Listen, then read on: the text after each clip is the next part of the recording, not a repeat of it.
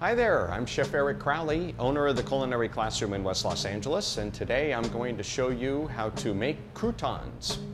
This particular style of crouton you'll often wind up seeing to be utilized as a garnish for a soup. It could even be sprinkled inside an omelet, or a lot of times tossed in a salad. And that typically involves some bread where the crust's removed and the bread is cut into dices. So for this recipe, I'm going to need some bread cut up into small bite-sized pieces with the crust removed, a little bit of oil. Olive oil is fine, vegetable oil is okay. Olive oil is going to have a little bit more flavor to it, some salt and some pepper. We are going to start off with a 350-degree oven, could even go as high as 375, but for these little bits of bread, they're only going to take about maybe 10 minutes to cook up. Going to take a little bit of oil on a brush. Could even do it out of a bottle and just lightly pour it. We just want enough to coat up and cover the bread. We don't want them to be really swimming in oil.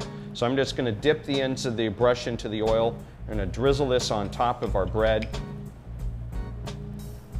Some gets onto the plate, that's fine.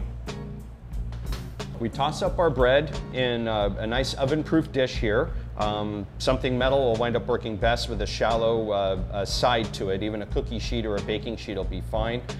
This type of bread is a French-style baguette. An Italian-style loaf of bread with the crust removed will be just fine. You could probably even do a couple of slices of white bread with the crust removed and then the bread cut up into cubes. I'm going to sprinkle a little bit of salt, a little bit of pepper, give it another little toss. So a majority of the seasoning winds up sticking to the oil and therefore the bread. Spread it all out in a single layer, don't pile it up, or else it's not going to brown up and it's not going to crisp up very rapidly. And then into our 350 oven it goes. We're going to check it out after about 5 minutes, may go as long as 10. Once we start to get even a little bit of golden around the edges, and the crouton has a nice firm feel to it when you give it a light, gentle squeeze, that's it, it's done.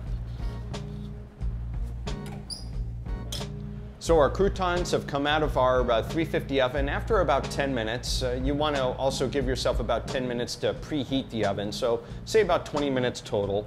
I do like to check whatever I have in the oven at the midway point, just to make sure that they're not getting too dark too rapidly. So 5 minutes in, I checked them out. They would still have a really light color to them. After about 10 minutes total, you can see how the edges of the croutons are starting to get really nice and golden brown.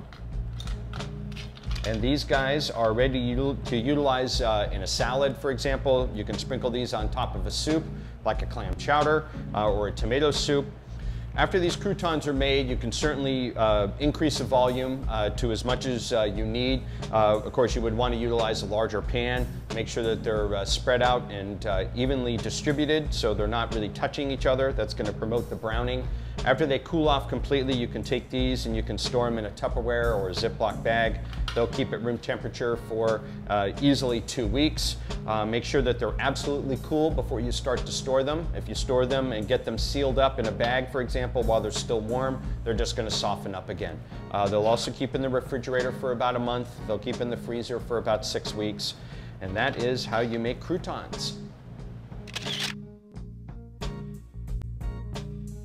Thanks for watching. Be sure to click on other links so you can get other recipes. If you don't see something that interests you, email a request to requests@Mahalodotcom. Also be sure to subscribe so you can get lots of wonderful additional information. Thanks, and I'll see you soon.